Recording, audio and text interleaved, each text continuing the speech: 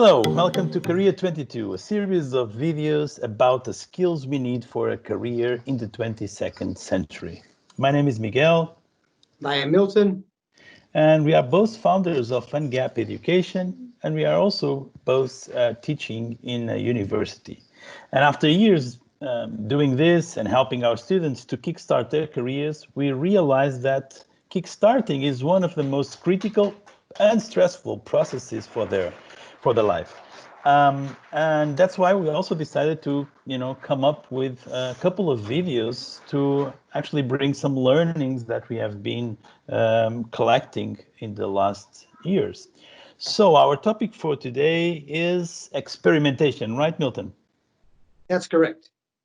We would like to spend some time with you today talking about this approach towards career involving experimentation, but we like to say that it's about disciplined experimentation.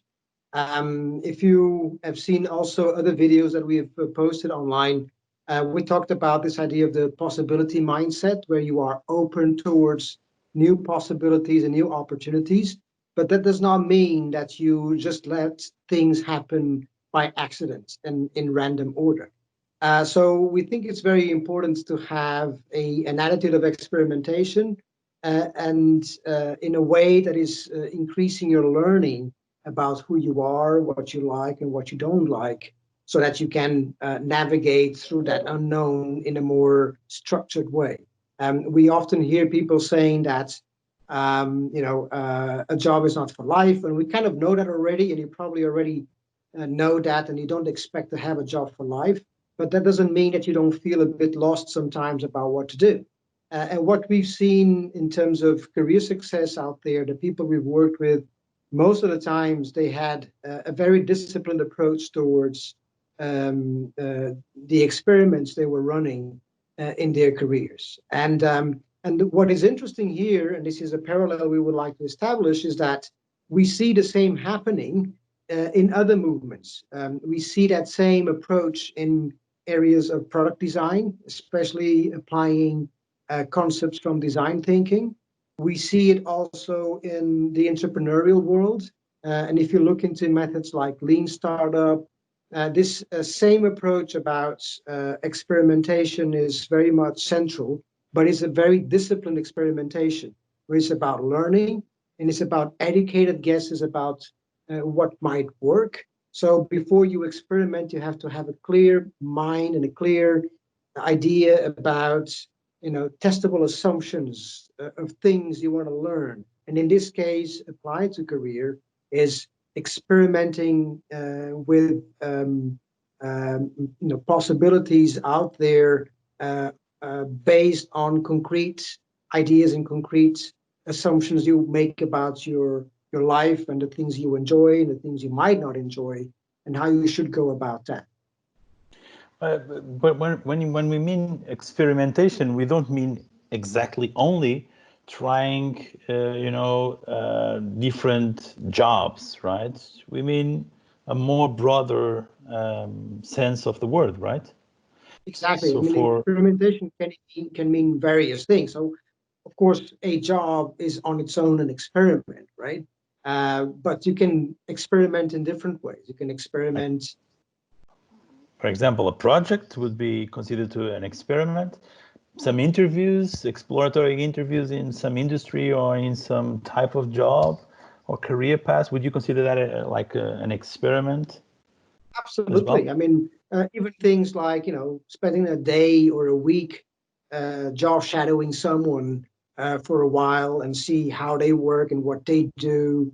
It can be someone in the family, right? Imagine you think you probably like marketing, right? And that's an important aspect. Okay, what is the assumption? What is the thing I'm trying to learn from with this experiment? Okay, I have someone in the family that is a marketeer.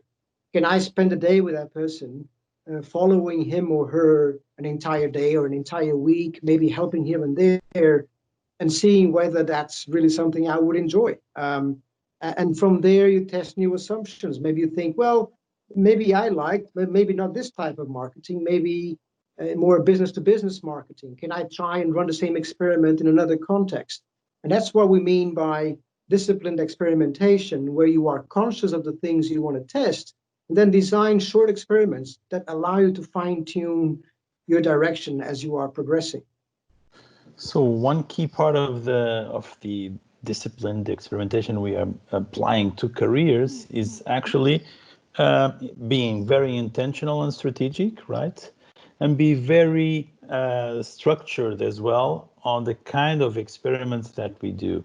We can experiment, of course, like jobs, that will be the ultimate experimentation, but we can experiment on projects, we can experiment different skills and how can we add value in certain circumstances, you know. So I think experimentation is the key thing. So can we give some examples now of of your someone your personal examples? I don't know, whatever. Can you think about examples for us to give more concrete and specific things to our audience? I mean, one obvious thing that I could share from my own experience, but also from other people I've met. I mean, I always say that maybe there are not sufficient jobs out there, but it's a lot of work to be done, right? So not every experiment needs to have a sort of a job, as we discussed, or not even a traineeship. There's plenty of organizations out there that can use a lot of help, startups, NGOs, all kind of places where they could very use a good pair of hands to help in the marketing plan or in the sales plan or in the finances or in whatever actions they need.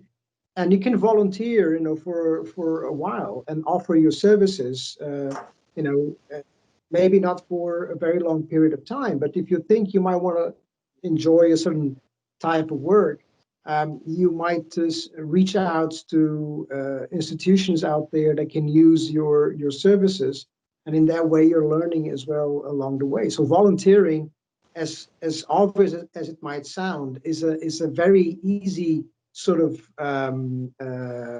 approach towards experimentation, and we've seen people doing that quite often and very successfully as part of their learning process, right? Yeah, great. Also, another cool example is shadowing, you mentioned before. So shadowing someone is a great example on how to actually see the day-to-day of someone that is doing something that you probably are evaluating for your career, right? Also, another example I can't relate to is mentoring. A lot of people actually use mentoring meetings with people that are in positions or in industries or in careers or in or in some context that can actually help us get feedback.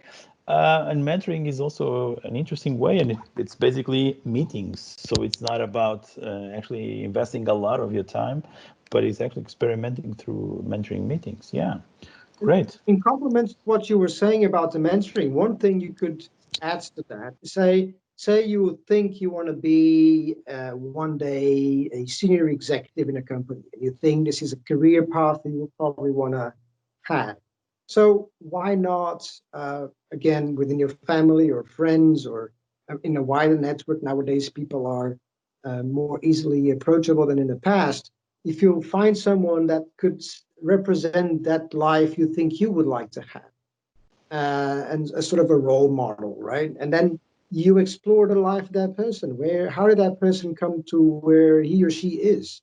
So you somehow envision yourself in that life, and you kind of put yourself in that person's shoes and try to understand that the life journey the person had or the career steps that person made, and in that way you have a sort of a virtual experiment about what would it be to have a life like that, right? And then as much as it might sound as a sort of a simulation in a way, you will have a sense of whether it's something you would like, something you would not like. And it's very important that you couple these experiments that can take various shapes, as we are saying, and you spend enough time reflecting upon them, right? Take notes, talk with others, take stock of the things you feel, whether you feel excited, you feel bored, you feel nervous, you feel anxious, and what does it mean about you, right? And it's like a map that you are building progressively. As we talked in another video on sense making, you're creating this map, and experimentation is critical for that map. Okay, so let's try to give also a couple of tips and hacks for our viewers. Can you think about, you know, one simple hack that you can have in order to experiment your way through your career? Yeah, I think the first thing is that for every experiment you design, you have a clear picture of what you're trying to learn, so that you define in advance a set of testable assumptions that you want to learn from that experiment. It doesn't have to be many, maybe shouldn't be many, should just be a few. And then that you design your experiments to try to answer those questions and to test those assumptions. It's the last thing you want to do is to do random experimentation. It's still valuable, but then again, if you just go experimenting without really doing the feedback loop and think, all right, what have I taken from this? What does it mean in terms of the assumptions I was testing? And this is what we see successful entrepreneurs do, right? They just try things. They try things with a clear set of assumptions that they want to test. They learn, they pivot, and they try something new. And that's what we would like you to do, a mindful experimentation approach. So related to that, another tip could be slice the elephant and test each slice at one time.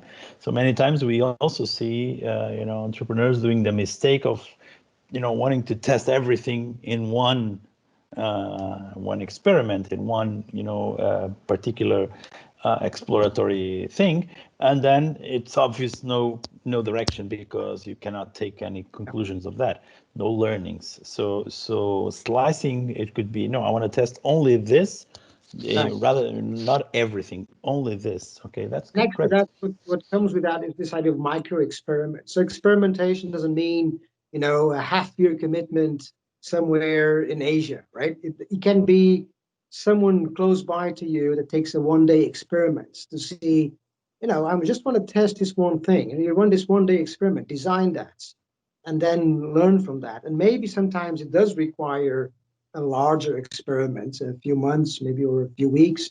But it doesn't have always to be very complex. So keep it also simple. Some things can be tested in relatively simple experiments, as we were just discussing. Okay.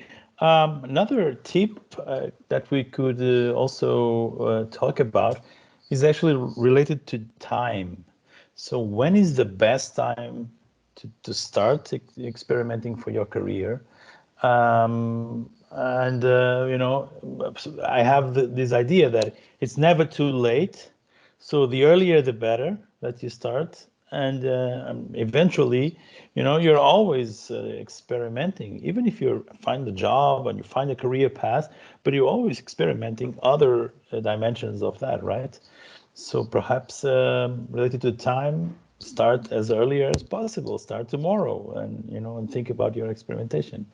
Now, some mistakes that we can actually point out that people sometimes do. I mean, one of the mistakes that we also discussed during the possibility mindset video is that you try to run these experiments in with an idea of being right. I think that you need to accept failure, right? You need to accept the fact that, you know, things might not go right, and that's part of the learning. So I think that's a possible mistake people might make, is that these experiments need to be perfectly designed and with a clear sort of end goal, and that and if you go into that process overly concerned about doing things right and not just from a perspective of trying to learn, I think you might become overly frustrated. And that doesn't mean that you don't take things seriously. We talked about it in another video. You need to take things seriously and commit to it, but don't be overly concerned about doing things exactly as people expect you to do. So I think perfection is sometimes the enemy of learning here. So you need to have a relative tolerance for failure. That's what I would say. Yeah, that's a great one. And also another fuck up I see a lot of times, we all do it, I think, is actually do experiments without learning. So we start the experience, even if we probably have, really good intention in it. We design it with a lot of assumptions, that we want to test, but then we don't measure exactly, we don't reflect exactly what the experience has gave you, and therefore we don't learn with that experiment, so it doesn't add to your career discovery path. So that's another one. Yeah, and I have something that adds to that, and also to the other points before. And I think this comes also from this strong sort of design thinking sort of mindset. And of course, we know that we like this approach quite a lot in terms of how we should go about approaching our careers. Is this idea that it's not about you in the end only, right? It's not about what you have to learn. Is also about understanding the other, while you are trying to learn from them, also trying as much as possible to empathize with the people you're experimenting with, right? Is to experiment from where they stand and not only from what you wish. And that's very much part of the design thinking process, is you empathize with the context, with the people you're trying to design your product. So imagine you're designing your career and your next job, but to do that, you need to do it from an understanding of the other, right? Not to be overly focused and overly obsessed with who you are and your identity and you want to get out of the experiment. Yes, you want to learn from it, but at the same time, put a real effort in stepping into someone else's shoes so that you can learn from their world, and that enriches your own world. So that's a very strong sort of curiosity perspective that you need to develop, and not to be overly concerned about being certain about what you want. Yeah, what sometimes people get anxious about the result, and they don't really enjoy, the experience, and they don't do it through others' shoes, right? Okay, great. I think this is about it. We can wrap up. And so we've been talking about discipline experimentation as a career skill for the 22nd century, where everything is going to change so fast that we have to really, embrace this experimentation philosophy and apply that also to ourselves and to our careers. So start as early as possible, master this skill. Never stop experimenting for your career. Get out of the building, and as always, done is better than perfect. It is like that in entrepreneurship, but I think it's more true also in careers nowadays than ever, right? Absolutely. So thank you very much. Thank And you. see you soon. Cheers. Bye bye. Bye bye.